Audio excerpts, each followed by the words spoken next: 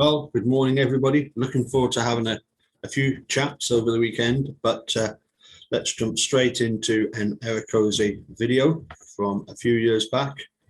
Let's click on share sound. That would help. Click on the video, click on share, and I think we should be ready to go. Let's move me out of the way, and then just click on play.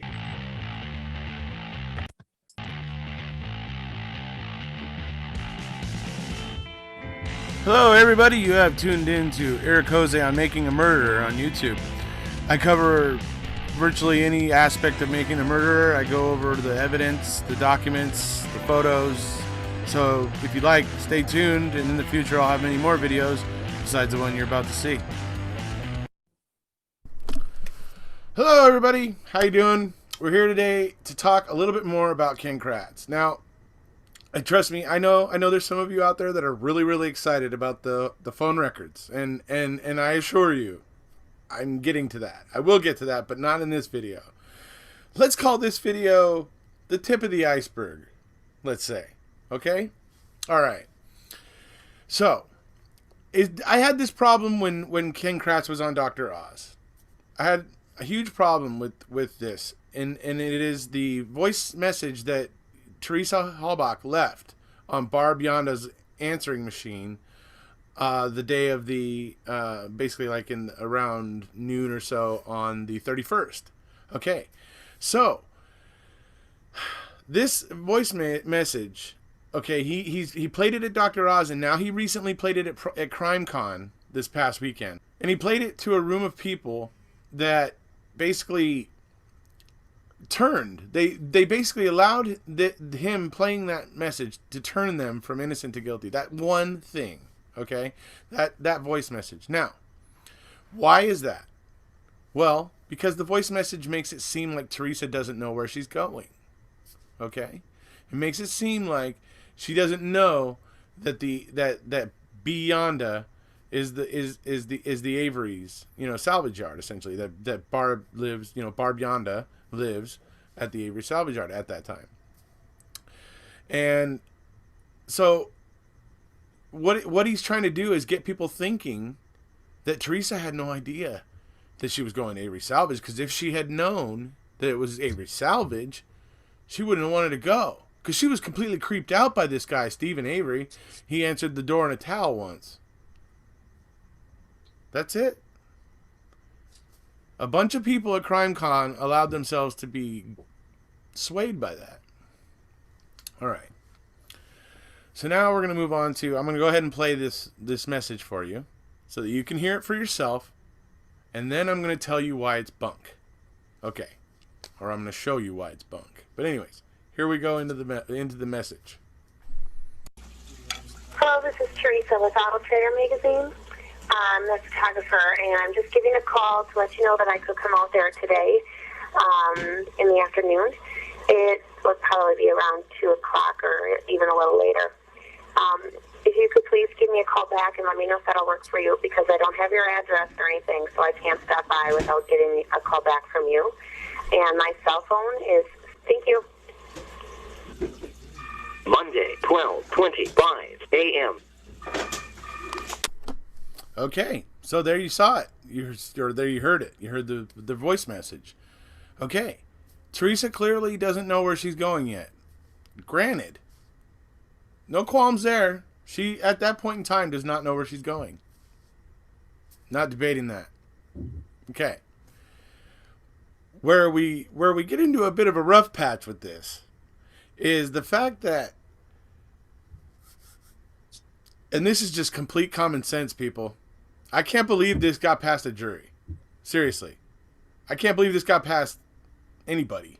But seriously, how does Teresa end up at Avery Salvage if she doesn't know where she's going? Plain and simple. How does she end up there if she doesn't know where she's going? That's just the question that begs right there. When you hear Ken Kratzs play that voice message, you have to immediately go, wait, okay, but how did she end up getting to Avery Salvage? It should be immediate, the next question. So now I'm going to show you where a report says that Don from Auto Trader actually called and talked to Teresa and stuff, and that Teresa said she already knew where she was going and that she was on her way to Avery Salvage. That means prior to being at Avery Salvage, Teresa Hallback told somebody else that she knew she was going to Avery Salvage and not there yet, and willing, and basically a willing person going to Avery Salvage.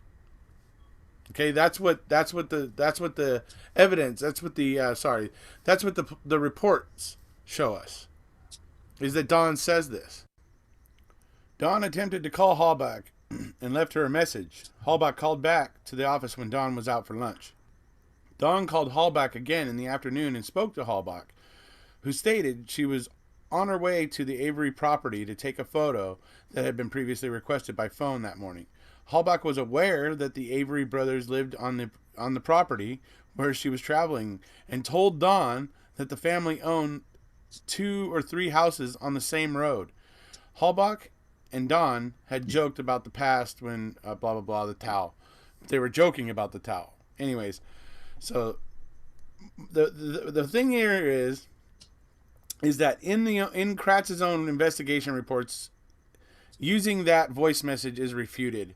It's Jerry and Dean would have easily brought this up and said, "Oh, really? She didn't know where she was going?" Okay, now let's get to the other point.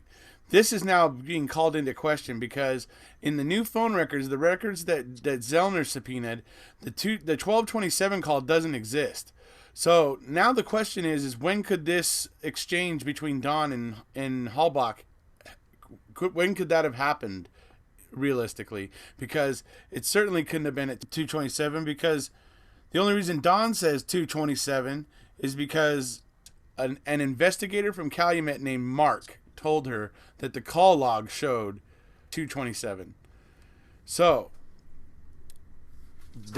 that's very odd, and like I said, I'll get to the next video. Okay, so there you see it. You know why you didn't hear about this at trial? You know why this didn't make it into the trial? Because it would have been all too easy for Dean and Jerry to go into the investigation reports and refute it and make Kratz look like an idiot. Which, anyways. So that's why this didn't get used. So people that are getting swayed by this maybe being a touch gullible. Okay?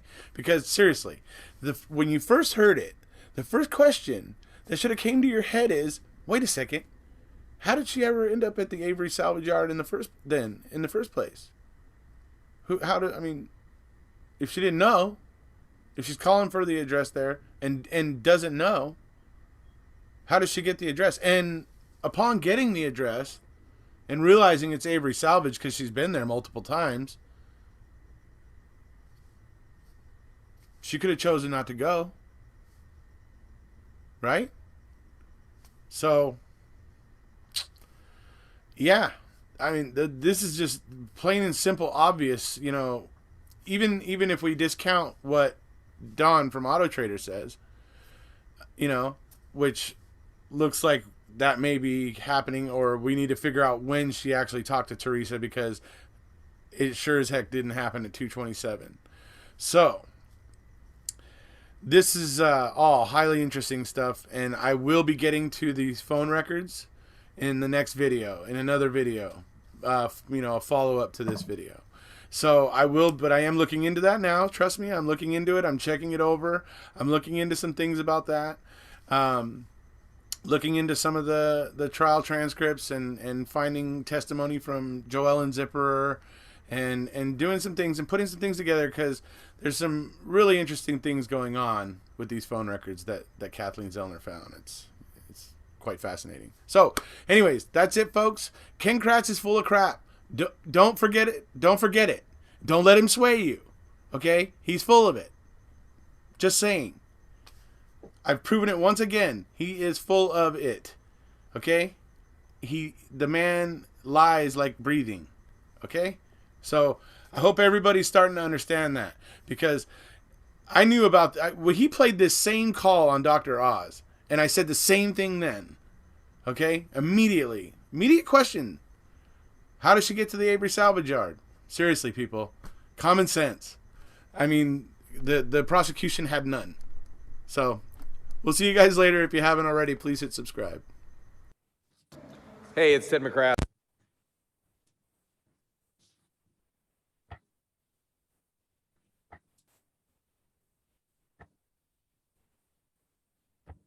Right, you can bend space and time today with virtual events. Right, sorry about that. Yeah, Kratz is an interesting character, obviously. I can't help thinking that if he applied himself to good, then he would be very effective, because he is very effective at trying to convince people, isn't he? Much as we loathe what Kratz did, we cannot deny that there is a certain talent, albeit wasted, and he's about to be completely, as Zelna called it, unmasked. But yes, being a lawyer, you have to be persuasive, and if you've only got your one side of the argument being presented to the audience, and one would imagine that at CrimeCon, you've got a lot of people who are very pro law enforcement, don't like the idea of law enforcement being made to look bad. I can well imagine how people would be swayed by Kratz's arguments. Anyway, I've got a bit more of Michael Cicchini's article to finish off, and had another essay sent to me by Fleetside, so looking forward to that as well. Anyway, plenty to look forward to. We'll catch you all soon. Take care. Bye for now.